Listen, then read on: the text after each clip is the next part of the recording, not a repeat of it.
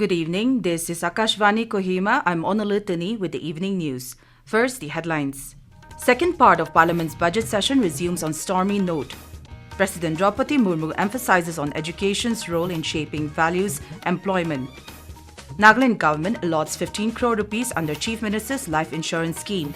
And Advisor Industries and Commerce Hekani Jakhalu expresses optimism on startups in Nagaland.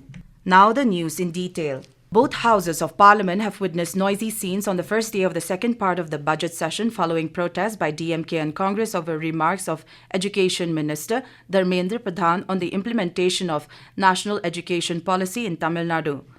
Opposition parties led by the Congress also demanded a detailed discussion in Parliament on doubts that have arisen on the integrity of the electoral process after alleged discrepancies in voter lists.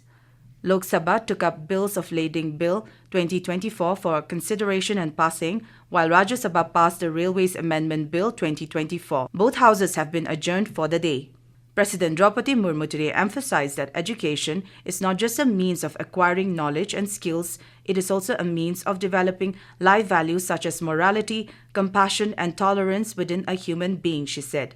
The President was addressing the convocation ceremony of Guru Jambheshwar University of Science and Technology, Hisar in Haryana. शिक्षा केवल ज्ञान और कौशल प्राप्त करने का साधन नहीं, शिक्षा मनुष्यों के भीतर नैतिकता, करुणा और सहिष्णुता जैसी जीवन मूल्यों को विकसित करने का माध्यम भी है। शिक्षा आपको रोजगार के योग्य बनाने के साथ-साथ सामाजिक जिम्मेदारियों के प्रति जागरूक भी कराती है। Noting that education makes an individual employable as well as aware of social responsibilities, she encouraged them to adopt an entrepreneurial mindset and be job creators and not just job seekers. Through this, the President said, they will be able to use their knowledge and skills in a better way for the welfare of the society and contribute in making India a developed nation. Nagaland Government has implemented transformative initiatives to improve the quality of life of its citizens.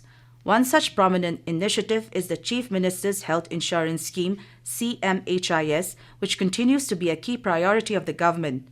Chief Minister Nipu Rio, in his budget speech for 2025-26, informed that altogether 12,047 beneficiaries have availed the scheme in the current financial year. A total of 19,446 treatments were provided during 2024-25 for an amount of 50.62 crore rupees. Further, 66 hospitals, both within and outside the state, are impaneled under the scheme. On the Chief Minister's Life Insurance Scheme, CMLIS, over 3,99,000 beneficiaries have enrolled since its launch in October last year. Till date, 30 beneficiaries have claimed benefits under the scheme. The renewal of CMLIS is scheduled for October 2025, with 15 crore rupees allocated for the next year's premium to ensure continued coverage. CMLIS follows an open enrollment model, allowing more families to enroll throughout the year. Meanwhile, the other initiatives include entrepreneurship development through the Chief Minister's Microfinance Initiative, wherein an amount of 50 crore rupees have been allocated for 2025-26. The State Department of Industries and Commerce is hosting the Nagaland edition of the state's Startup Ranking Knowledge Exchange Workshop in collaboration with the Commerce Ministry's Department for Promotion of Industry and Internal Trade, DPIIT. Addressing the inaugural program at Kohima today, Advisor, Industries and Commerce, Hekani Jakhalu expressed enthusiasm for the Startup Nagaland program, emphasizing its role in India's growing startup ecosystem. While acknowledging that entrepreneurship is a relatively new concept in the state, Ms. Jakhalu pointed out that Nagaland has remained in the aspiring leadership category for 3 years. However, she assured that efforts are on to improve rankings by 2026 and expressed confidence that the workshop would motivate stakeholders to work towards achieving better rankings. Nagaland is stuck in aspiring leadership for 3 years. And I also take the responsibility as the advisor in charge of industries and commerce. And I have to apologize to my entrepreneurs in the state. But I can assure that with this workshop, the recent mention by the Honorable Prime Minister about Nagaland's startup. So these are the things that are already encouraging us, and we're determined that in the next ranking, in 2026, we will improve our ranking. In the keynote address, DPIIT Director Dr. Sumit Jarangal said startups need guidance with a holistic approach, highlighting key schemes such as the Fund of Funds, Credit Guarantee Fund, and India Seed Fund Scheme. Delegates from across the state are participating in the 2-day workshop. This is Akashvani Kohima giving you the news. For quick news update, follow us on our X handles AIR News Alerts and AIR_Kohima. You can also listen to this news bulletin on News On Air app and our YouTube channel AIR News Kohima. Welcome back. You're listening to the evening news. Nagaland Government has more than 222 crore rupees in outstanding liabilities under the National Pension Scheme NPS as of 31st March 2023. This was reported in the State Finances Audit Report of the Comptroller and Auditor General of India for the year ended March 31, 2023, which was presented during the latest State Assembly session. The report revealed that there were 32,760 employees under NPS as of March 31, 2023. During 2022-23, a total of 350.65 crore rupees was received in subscriptions, including both employee and government contributions.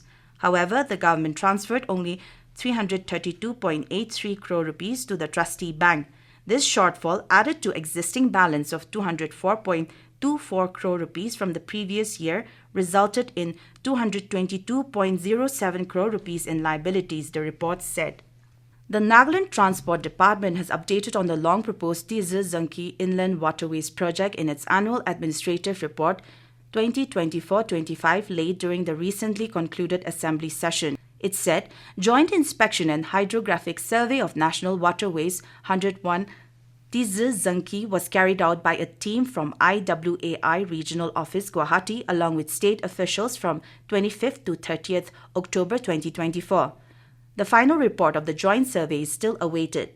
The department also said preparation of detailed project reports are underway for development of Doyang, Nune, and Shiloi Lake aimed at boosting water sports and tourism. Under Prime Minister's Development Initiative for Northeastern Region PM Divine Program, 22 livelihood projects with outlay of 180 crore rupees is being implemented in the Eastern Nagaland regions. In its annual administrative report 2024-25 presented during the recently concluded Assembly session, Department of Underdeveloped Areas reported that the physical progress of infrastructure sector of PM Divine Livelihood projects stood at 50%. Projects include integrated animal husbandry unit with fishery at Namthai, integrated farming at Longchang Village, homestay at Tamkwang Village, pig and poultry feed making centers, one each at Chenwet New Village and Chenmoho Village, and Blacksmithy and Metal Craft Center at Shangha Lokyo Village in Mon District. The Directorate of Technical Education has opened applications for 3-year diploma courses at state-run polytechnics for the academic session 2025-26. Programs offered include civil, mechanical, automobile, and electrical and electronics engineering, computer science, fashion technology, architecture, assistantship, and interior design. The courses are open to candidates who have completed Class 10.